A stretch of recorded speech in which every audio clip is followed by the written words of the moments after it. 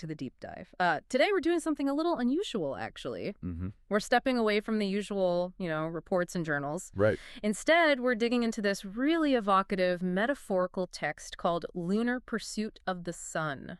Yeah, it's quite something. It feels less like data and more like, well, philosophy wrapped in astronomy. Exactly. It presents this emotional, philosophical viewpoint, but through the lens of celestial bodies. And our mission today, as I see it, isn't just to admire the poetry of it all, though it's definitely there. Sure. It's really to pull out the core insights. What can we learn from this metaphor about reliance, about distance, about cycles and our connections? Okay, so let's start with that central theme it sets up right away. This relationship, or perceived relationship, Yeah. between the moon and the sun. Yeah. It kicks off with this contradiction, doesn't it? This feeling of being vital to each other, but also so far apart, like the moon and the sun always chasing each other but never meeting. That's the heart of it, isn't it? That tension, this constant chase towards something you can't quite reach. A perpetual pursuit. Exactly. They're never fully together, but crucially, they're never really separate either. The text says they're only catching glimpses of each other. It's like that distance is managed. And that managed distance, that seems really key because it leads straight into this paradox about closeness, right? Yeah, the paradox of proximity, the idea that maybe you can only be truly close or maybe truly influential because of that separation. How so? Well, think about it. If the moon were right next to the sun, it'd just be overwhelmed, wouldn't it? Invisible. Ah, okay. The distance is what allows it to actually reflect the sun's light. You need that space, that separation, to enable reflection. The text seems to understand this implicitly. So the universe is huge, obviously. Why this singular focus? The text even mentions this. It says, people tell me there are other stars in the galaxy, so why ignore them? That's a great point, because the text isn't really about astronomy. It's about relationship depth. It argues for the value of a specific known connection over, like, infinite possibilities. Okay. The key line that follows is, but none are as close to me as you, Uh-huh. and close there doesn't feel physical, Right. It feels relational. emotional. Exactly. It's about a profound commitment to this orbit, this connection, valuing its history and constancy over countless other distant potential lights.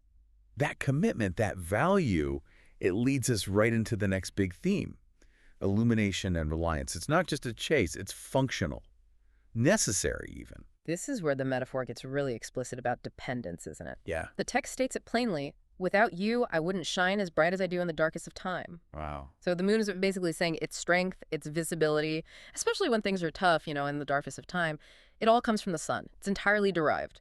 But doesn't that raise a question about vulnerability?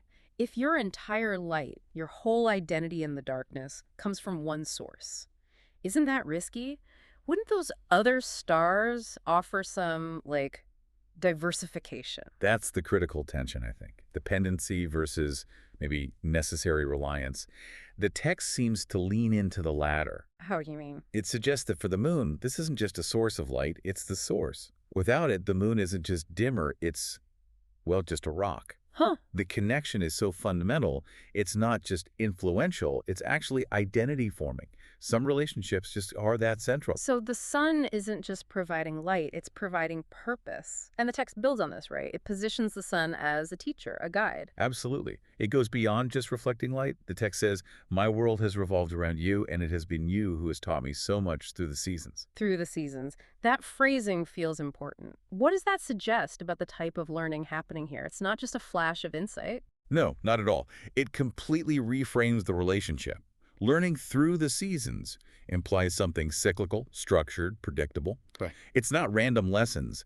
It's learning through recurring patterns. Like, think of ongoing mentorship versus a single workshop. Right, one gives you structure. Exactly. The seasons provide this reliable framework for growth, for maybe pulling back, for renewal.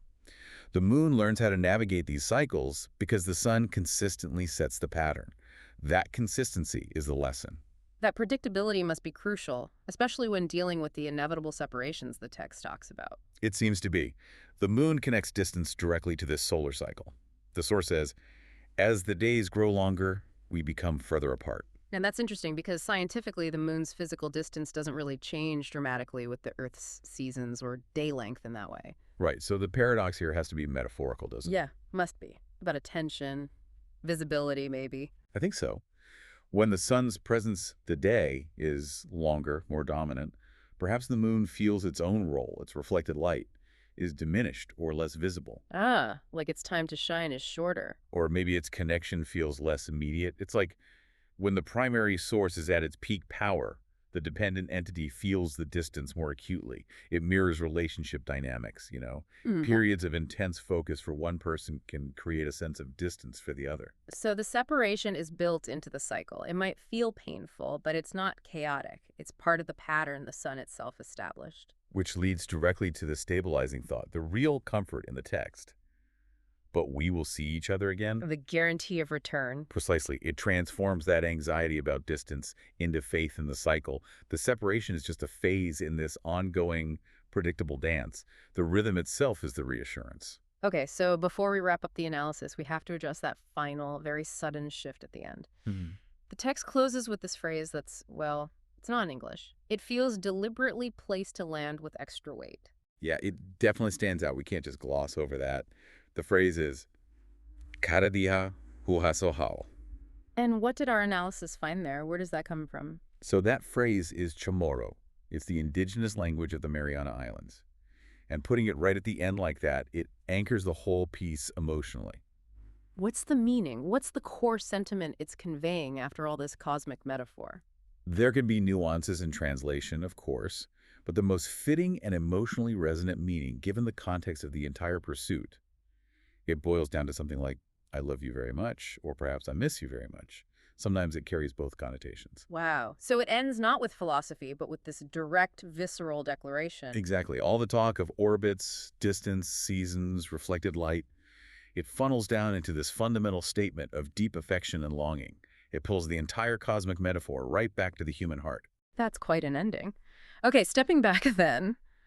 We've looked at how these massive celestial bodies are used to explore some really complex emotional territory dependence, guidance, cycles of closeness and distance. Mm-hmm. What's the main takeaway for the listener trying to navigate their own significant relationships? I think the big lesson here is that the most defining relationships aren't necessarily about constant, uninterrupted closeness. They're about a consistent orbit. A consistent orbit. I like that. Yeah. And that reliance, that dependence the moon feels. The text frames it not as a weakness, but as the source of its identity and strength, because the source itself, the sun, is predictable and defining. So the key insights are the power that comes from reflecting a strong source, the comfort found in predictable cycles, and maybe that paradoxical closeness that actually requires some distance. Those are the core rules of this lunar pursuit, I'd say. Which brings us to a final thought for you, the listener, to maybe chew on. Okay. If the moon's purpose, its greatest brilliance, comes when it shines in the darkest of time, and if that requires a certain distance from the sun to even be possible, then maybe consider this. How often do you need to create a bit of distance from your own powerful influences, mentors, maybe history, strong ideas, to truly see and maximize your own unique reflective light? Find your own best orbit. A really fascinating deep dive today. Thanks for walking us through this text. It was my pleasure. Really thought-provoking stuff. And thank you, our listener, for joining us as we explored this piece of philosophy disguised as poetry. We'll catch you on the next deep dive.